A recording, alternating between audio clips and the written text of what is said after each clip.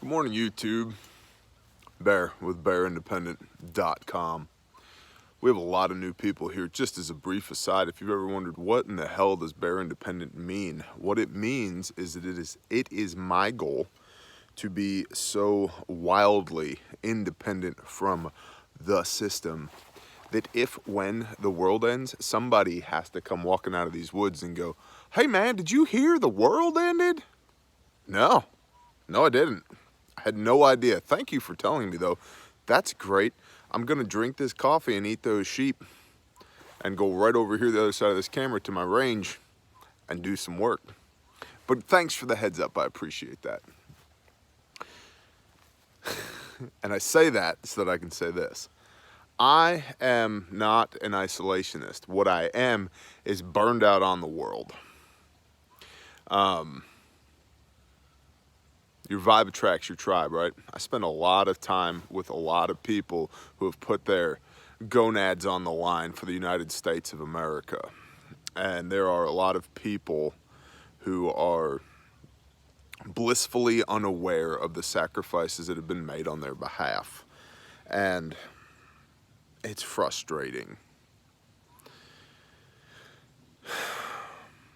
Now, the reason I say that is this. I get a ton of questions from y'all. Hey man, what about the 2020 elections? Are you gonna vote for Trump? Bear, who should I vote for? What do you think? Listen, let's go there. I believe politics, United States politics, is horrendous. Thinking that we are going to put good people into a broken system and have good people fix the broken system does not work. I have equated this before on several different podcasts that I have been honored to be a guest on as putting kittens into a meat grinder and expecting cats to fall out the other end. The machine doesn't do that. That's not what it does. It grinds up these cute little things that have the best of intentions and turns them into a steaming pile of crap. So thinking that we are going to fix a broken system by putting good people into a broken system, to me, we're well past the point of diminishing returns. And this is not where I thought this video was going to go, but I guess we're going there. I'm a big proponent of the balkanization of the United States post-2020. I do not believe that the federal government is going to be able to hold on to power much longer. I think people are going to soon realize en masse the diminishing returns on feeding a federal government that cannot support itself, that does not do what it says that it's supposed to do, that is just horrendously irresponsible with its funding and its authority and its inherent powers. Why perpetuate this? Why support this? I don't support it. I'm not a fan of it. Separate from the people who populate these United States, I feel for the people. That's why we're having this conversation, because I want you to be good. But I'm not addicted to the concept of some lines drawn on a map as a nation state. I'm so much more local, regional, statewide than I am countrywide. And I've been everywhere in this country, man. And there are good people everywhere. But I don't think that the federal government can hold it together anymore. And that's really what I'm trying to drive to here, is that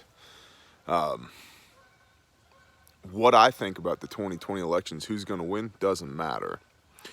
I would like Trump to get 4 more years. I like the fact that he's like, yeah, Baghdadi was a scumbag and he died a coward, crying like a pussy. I didn't say the word, I said p, and then there was a strategic pause.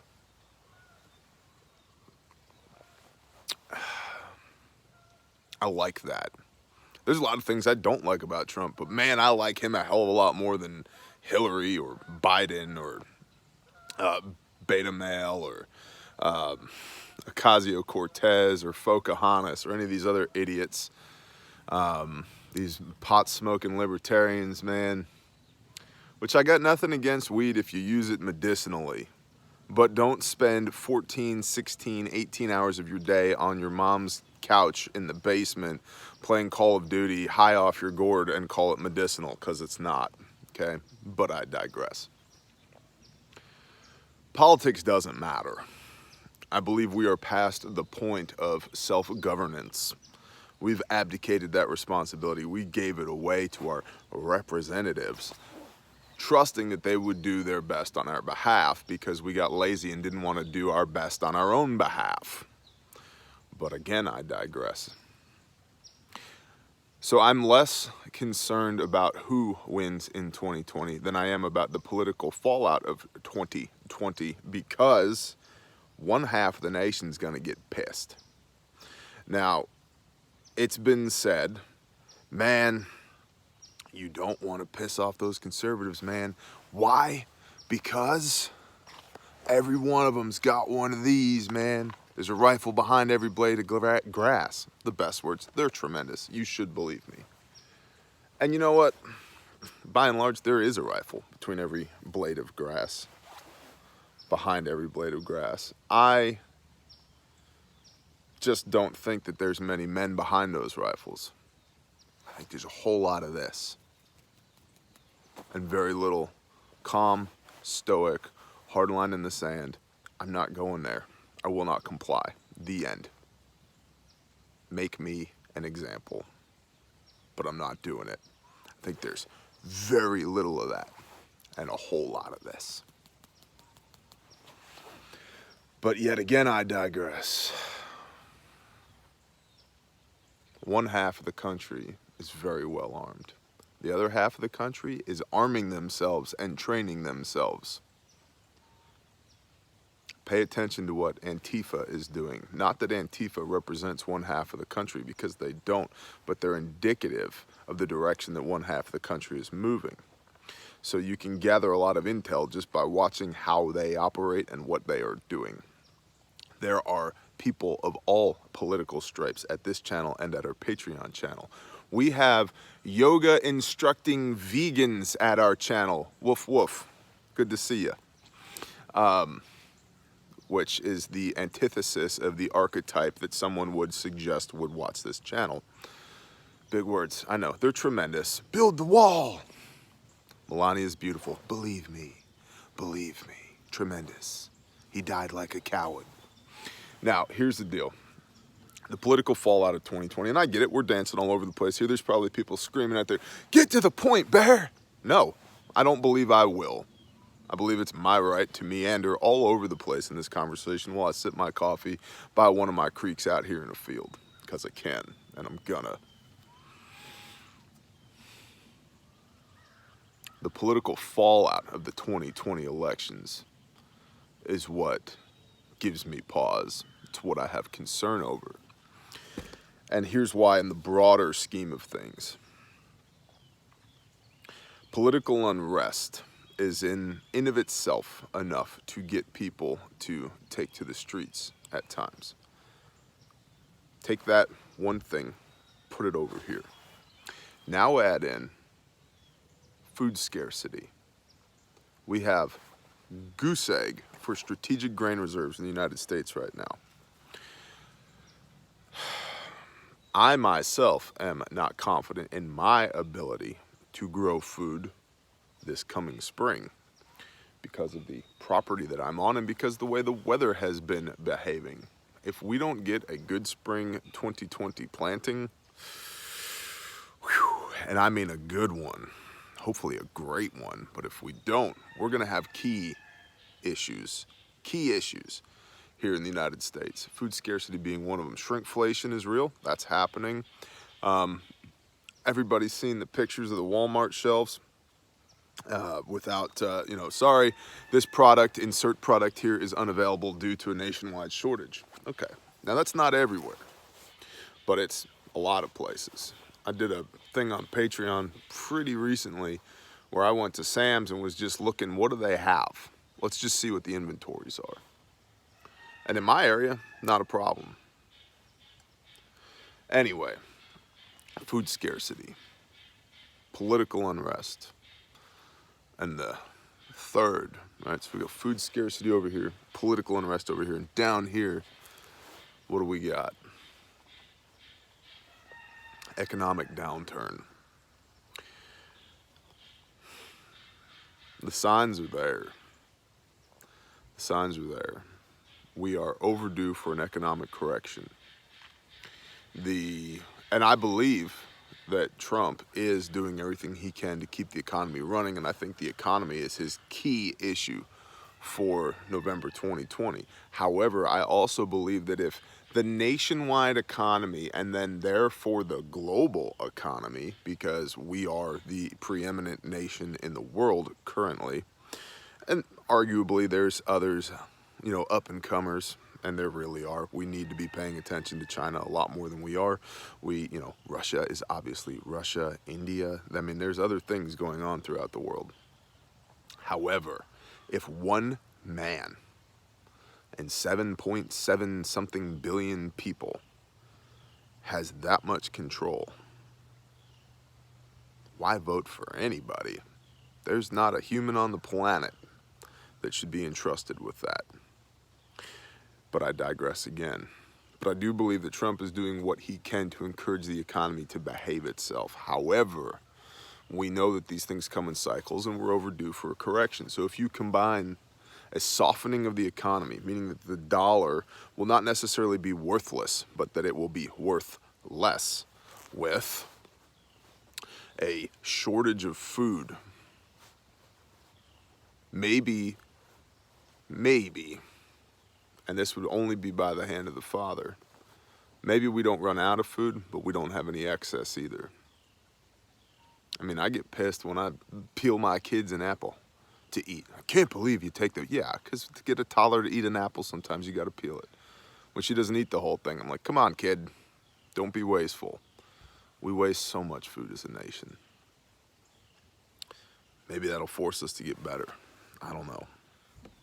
But food scarcity, economic downturn, political unrest. I think when it comes to SHTF, those are my big three indicators. Those are the big three things that I'm paying attention to. Because while it's possible that North Korea lands just the other side of that tree line over there and some commandos come running out of those woods, blah, blah, blah, blah, blahing at me while they're trying to set up overlapping fields of fire and take out the big old gringo with the Glock on his hip. The probability of that is statistically 0.00000 something.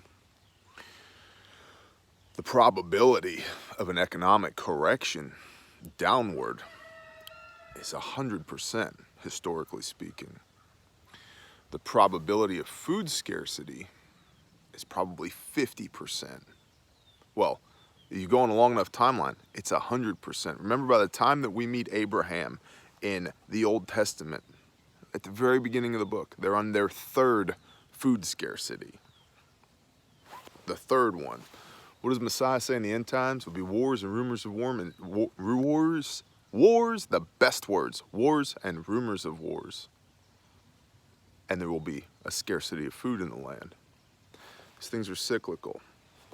So in the near term, let's say in between 2016, which is already passed, and 2026, it's probably 50% that we have food scarcity, maybe more. Some would argue we have it right now. And then political unrest to the point that it affects your life, that it's not something that you watch on TV or read about on Facebook, but to the point that it affects your life directly, I'd say it's probably 50-50. Those aren't great odds.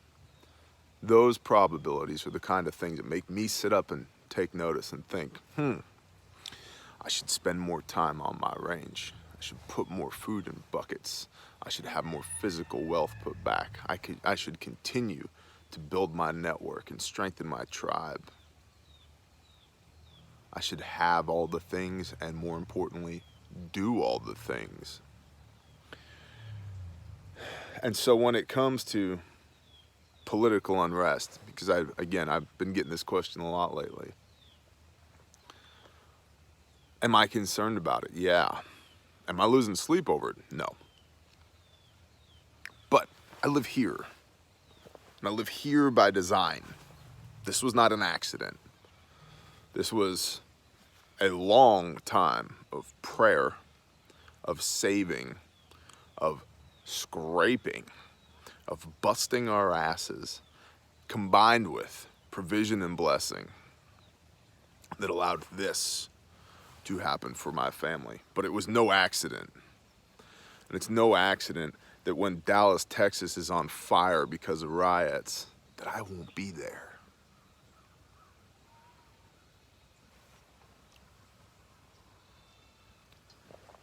Life is by and large what you make of it.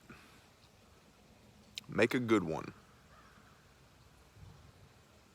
Believe me, I've had a horrendous life at points. And I have a great life now. But I do my best to make it that way, coupled with the provision and blessing of the Most High, to be able to enjoy this, to be able to do this. So political unrest is one of my factors. It's not the factor, it's one of. And I really believe it's something that we need to be paying attention to. November 2020.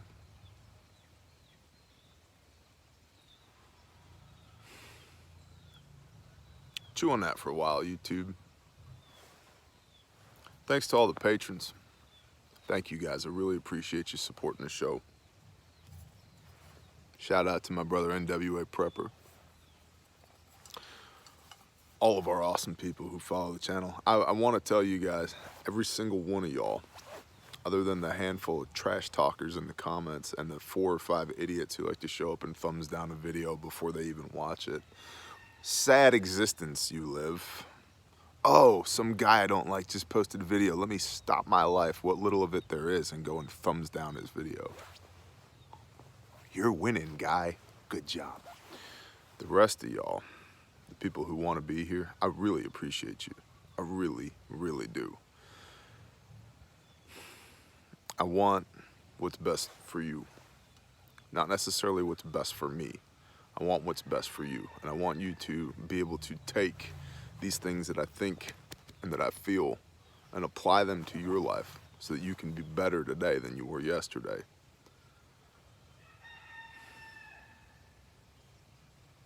Shalom.